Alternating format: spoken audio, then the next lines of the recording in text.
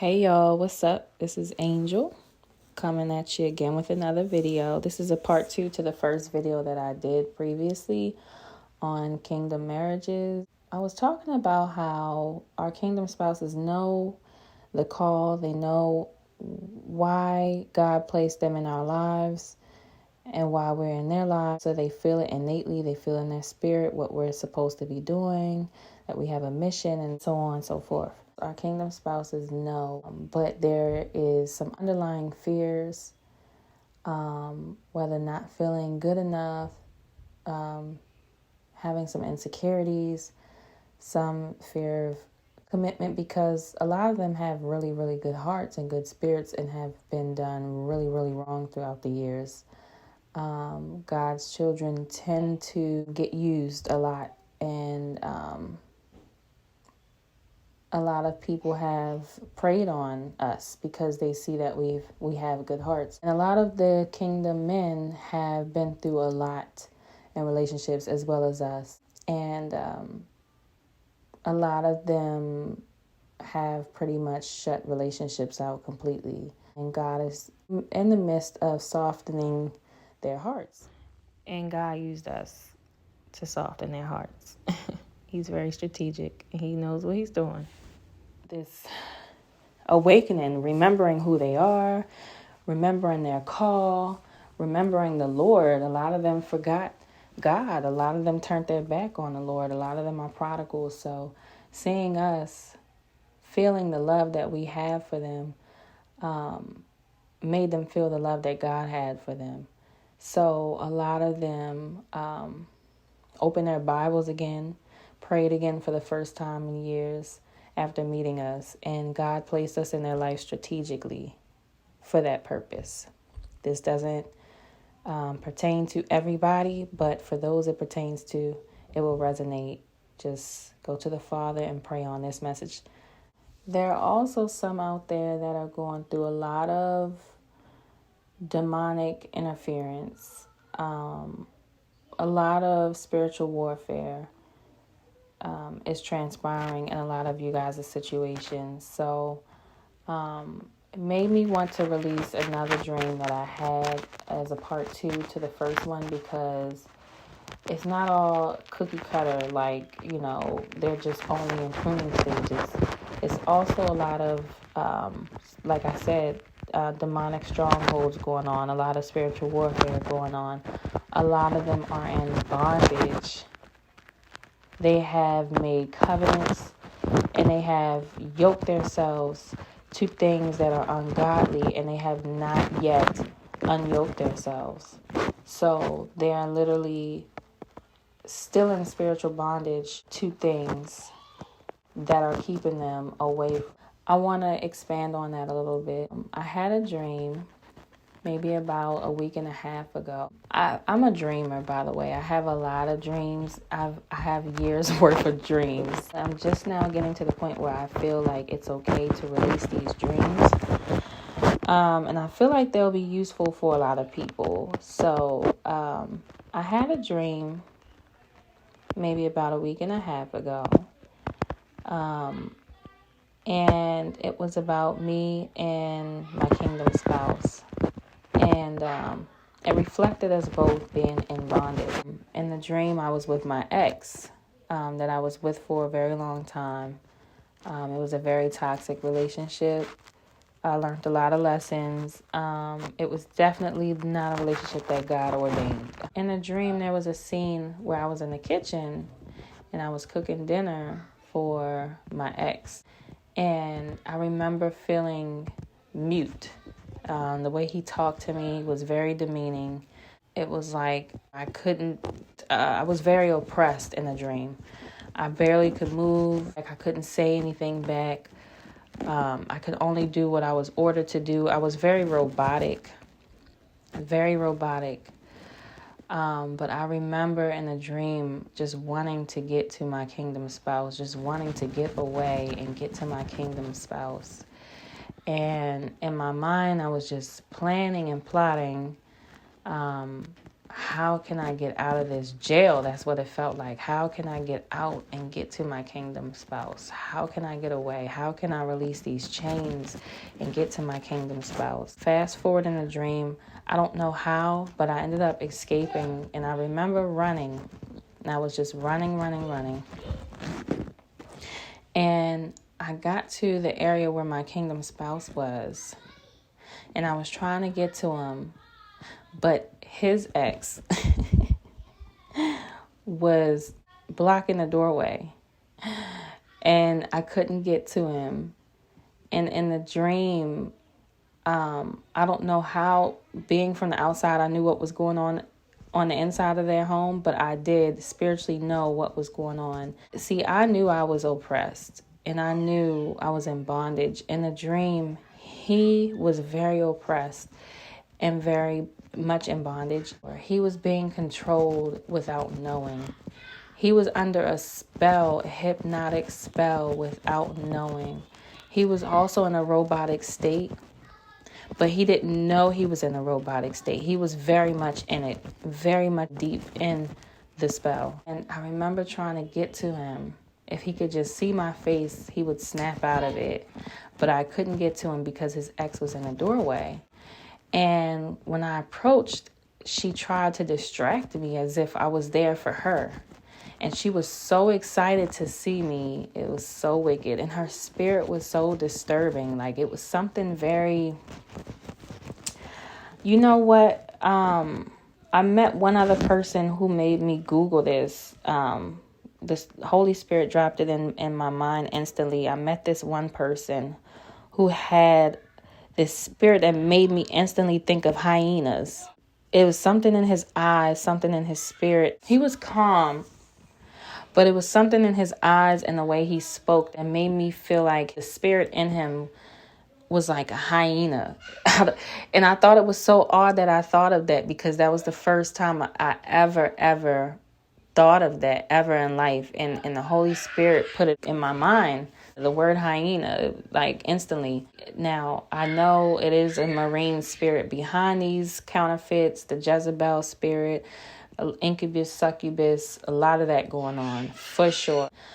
But in the spirit, what stood out to me even more, I picked up this hyena spirit in her. And she was just so excited to see me, but it was a taunting spirit. It was very inauthentic. It was a taunting spirit. She thought she was fooling me. Like, I thought she was genuine. I could see right through her. But in her mind, what she thought she was doing was believable, and it definitely was not. But she was so excited to see me. She wanted to hang out. She was like, hey, come on, let's go to the mall. And I'm like, what? And I'm thinking, girl, if you don't get lost, okay? In a dream, that's what I was thinking. And I'm like, no, it was so odd, so off-putting, and it was creepy. And I knew instantly it was a spirit I was dealing with in a dream. So I was like, telling her, no, it's okay. No, I'm okay. I actually have to be somewhere. And I remember thinking like, dang, I couldn't get to him. So I just walked off. But this girl would not stop following me. She followed me the whole way. She was watching me. Every time I turned around, she acted like she was doing something, and she wasn't watching me, but she was watching me the entire time, guys. A lot of these kingdom spouses are also dealing with monitoring spirits. They have attachments to these spirits that are refusing to let them go. That is why it's a necessity to pray and fast for your kingdom spouse to break these yokes. A lot of them are unable to see what is going on.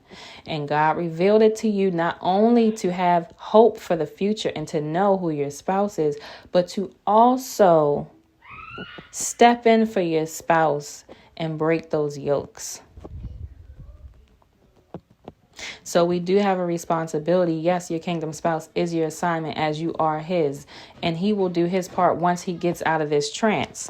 But a lot of them, now this isn't everybody. Some of you guys are in blissful unions, and some of you guys are not with prodigals, and so on and so forth. But for those it pertains to, if it resonates in your spirit is jumping in you, and you're feeling on fire, and you know this message is for you, you need to pray for your kingdom spouse. You need to fast for your kingdom spouse. And it is so imperative to have faith in what God told you and showed you, and obey his word.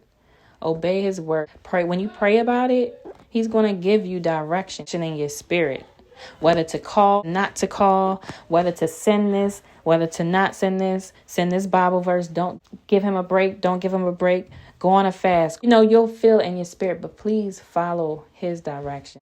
Don't go talking to people about what's going on, guys, if they're carnal. Please, please, please. Unless you are super strong in your spiritual walk, you will be discouraged, and they're going to approach the situation in a fleshly manner, not a spiritual manner. They are not going to understand what you're going through. They're going to give you carnal advice and tell you to walk away, know your worth, and blase, blah, blah, blah, blah, blah, blah. They don't know. They're not spiritual. They don't know what we're really battling. We battle not against flesh and blood, but principalities.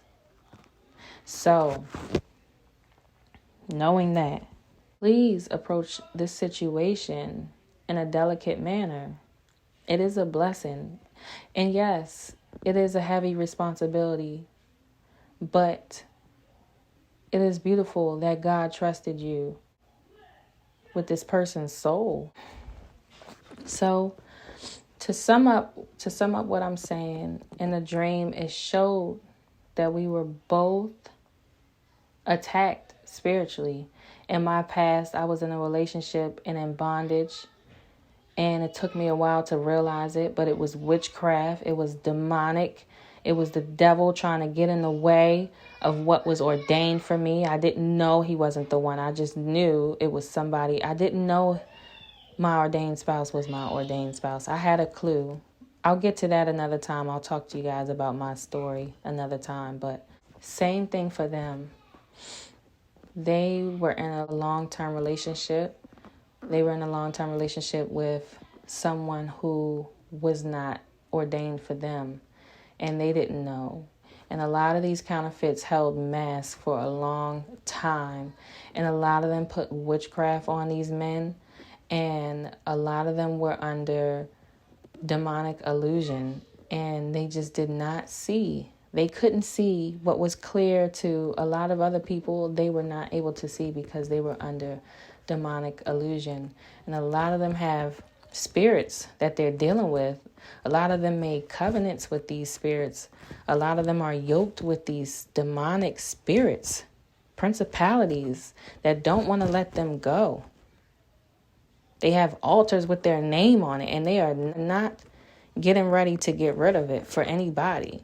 So you're not going to be able to fight this in your own strength, in a carnal mind. You're going to have to seek the Lord. You're going to have to seek the Lord and fight. If you want this promise, this is from God. It's a blessing. It's a beautiful thing. A lot of you may think, well, shoot, I don't want to deal with all this, and they got themselves in that, and it's not my fault. They can't see, and I'm doing my due diligence. I'm in my Bible. It's not my fault that they're not spiritually in tune, and why should I have to settle for that? And shame on you with your religious spirit. Shame on you. You're so perfect. You're so perfect. You can look down on somebody else and judge them just because their life didn't match up to yours. You might have been ahead just a little bit, so you think you're better than them, and you're looking down on them. But you're not. You're not better than them. And don't forget it. Because guess what? In God's eyes, our righteousness is like filthy rags to him. Okay, humbling reality for somebody. It's somebody out there with a nasty attitude towards their counterpart, and you're going to miss your blessing because of it. I just got righteous anger inside of me. I don't know why. It must be the Holy Spirit. He wants to get through to somebody. Somebody's upsetting him. He's trying to bless you. This person that's coming into your life, they've been through a lot. They've been through a whole lot. And their life might not look like what you thought it should look like. And you might not be seeing the fruit, but God knows what's in the heart. And this is a blessing that you can't even see. The outside is dirty and dusty, but once the Lord finishes washing that thing off, you're going to see just how beautiful it is. And you're going to want it. You're going to wish you treasured it, and somebody else is going to have that blessing. So stay the course, because God's choice is the best choice. So stay the course. We come together as God's children and tear down these demons and their plans to come and make us forfeit our blessings and steal from us. You know, I hope it strengthens some of you guys to stay the course. If you hear a little bit of noise in the background, that's my kids. So please excuse that. I just had to get this message out. Speaking of hyena spirit, like I was saying before, it's something that I could not find a lot of information about. It dropped in my spirit, but when I Googled it, when I researched it, I couldn't find much information. And I'm like, Lord, why do I keep hearing hyena spirit, hyena spirit? And I did find this book on Amazon. It's by Tony Suarez. It's called Defeating the Spirit of Hyena, How God Fights for You and What to Do About Your Adversary. So one of the passages in his book, I'm just going to read a little piece of it. Hyenas don't kill, hyenas steal. Hyenas are mockers and thieves that take possessions of things that don't belong to them. And what did I say, guys? In a dream, it was like she was mocking me, like she wanted to hang out. Like, really, why would I want to hang out with you? You know what I mean? And she's just laughing and just smiling like nothing is going on. Like, I don't know that she's trying to block me from getting my possession that she had, but belongs to me. God said. So I'm just trying to take what's rightfully mine. In the spirit, I'm speaking spiritually, guys. But this demon that is working behind the counterfeit, this hyena spirit, are taunting and mocking and trying to hold possession of something that is not theirs. Wow. Also, I have to mention in a dream, she wanted to hang out with me, but I remember her having multiple other suitors as well as my kingdom spouse.